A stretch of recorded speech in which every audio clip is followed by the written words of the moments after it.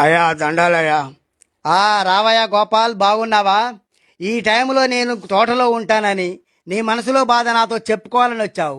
అదేంటో కూడా నాకు తెలుసు గోపాల్. నిన్ను ఒకటిని చేసి ఆ నలుగురు ఒక్కటైనా నిన్నేమీ చేయలేరు. 100 మంది ఉన్న కౌరవులే పంచపాండవుల చేతిలో కుక్క సాగు చచ్చారు. వాళ్ళెంత, వాళ్ళ బతుకెంత.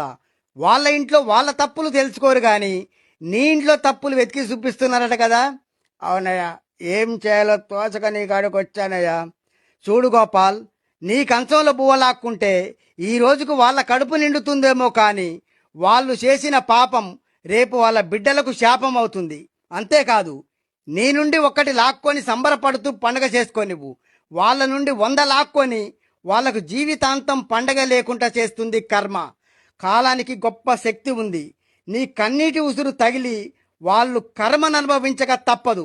ధైర్యంగా ఉండు గోపాల్.